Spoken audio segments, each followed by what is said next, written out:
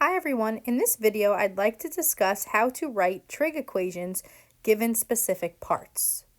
So for example number 1, I'm going to give you given information. So the first thing I want you to do is graph or write a positive cosine equation with a maximum value of 5, a minimum value of 1, and a period of 6 pi. And I want you to write this equation in the form y equals a cos, because I want a cosine graph, bx plus or minus d. So since I'm asking you to write this equation in this form, you should recognize that I did not put in a horizontal shift. So what that means is that it just has this vertical shift of d, and just the b would be the cycles. So I'm going to write down and leave some spaces. So we need an amplitude, cosine, something x, we need cycles, and then plus or minus d, which would be my vertical shift. So if I want to write this out, this is my amplitude, this is the number of cycles, and this is my vertical shift, or in other words, my midline. So it looks as though from the given information, I don't have an amplitude, I don't have a vertical shift or a midline, or a number of cycles. So I need to use this information to somehow make an equation. So I'd like to draw a sketch of this. I think that would be most helpful. So I'm going to draw the sketch over here. And I'm going to put a maximum value of 5 and a minimum value of 1. And I tell you that I want a positive cosine graph. So we know that positive cosine graphs start up at the maximum and go down and up. So this would be one full cycle of cosine, positive cosine. And the issue is that obviously this graph has been shifted, up. So what we're going to have to do is find the midline. So by definition of midline, the midline is the middle in between the max and the min, right? That's my midline. And the way that you can find the midline, if you have the max and the min, is just take their average. So the formula for midline, we can say, is max plus min divided by 2, right? It should be right smack in the middle between the minimum and the maximum. So let's find that. So I'll write that down here. So midline is equal to the maximum 5 plus the minimum 1 divided by 2. So 5 plus 1 is 6. 6 divided by 2 is 3.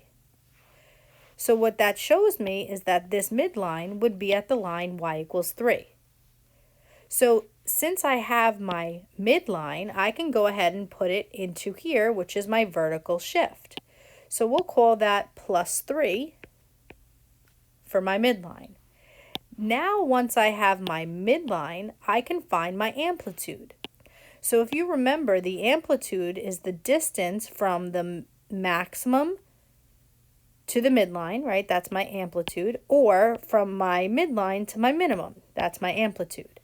So, I mean, this is pretty clear to see that I started at 3 and ended up at 5. Therefore, this distance has to be 2. So I can go ahead now and put in 2 for my amplitude. And just keep in mind that the graph is a positive cos, so I don't need to put a negative here.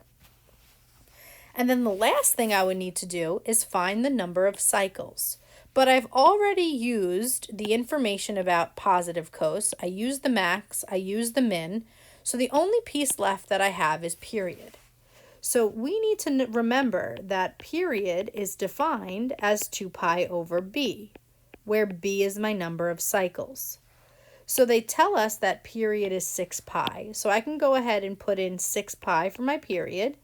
And I'm going to solve for my number of cycles, b. So I can put this 6 pi over 1 and cross multiply. 2 pi times 1 is 2 pi. 6 pi times b is 6 pi b. And to solve for b, I just divide by 6 pi. So what you're going to notice is on this side, the 6 pi's cancel, and these 2 pi's cancel out over here. And you're really just left with 2 divided by 6, which actually reduces to 1/3. So 1/3 is equal to b. So I can go ahead and put that 1/3 right there. And that is my equation. Okay, I know that was a lot to digest, so let's try another example.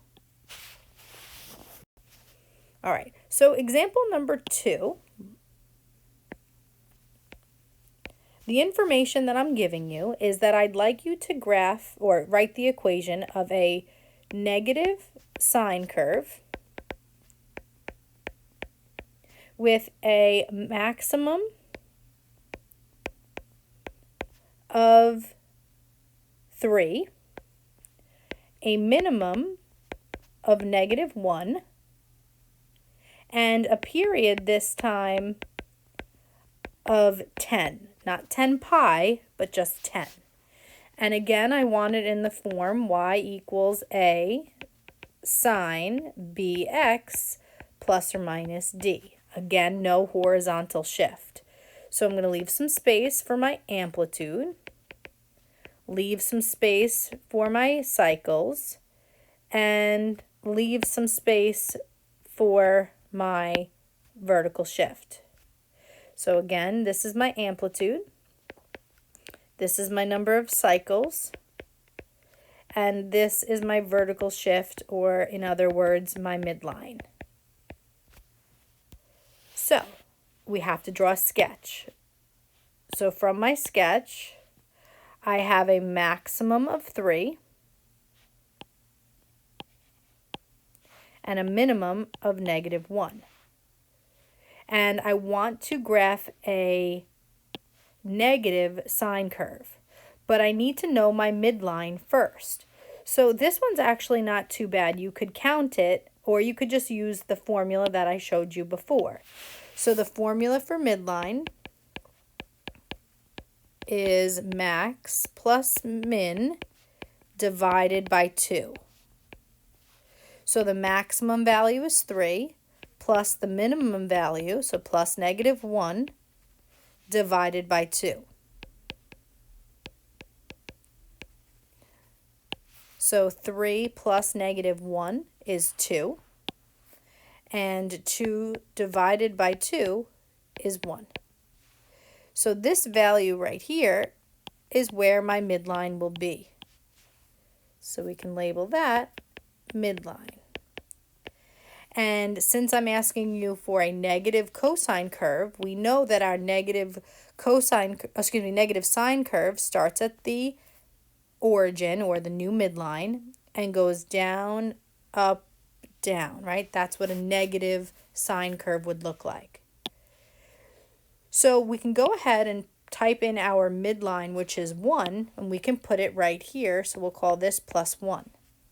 Now we need to find our amplitude. Remember that this is the amplitude, the distance from the midline to the max, or the midline to the min. So if I went to 1 and went up to 3, how many spaces are between here and here? You should be saying 2. So we're going to put an amplitude of 2.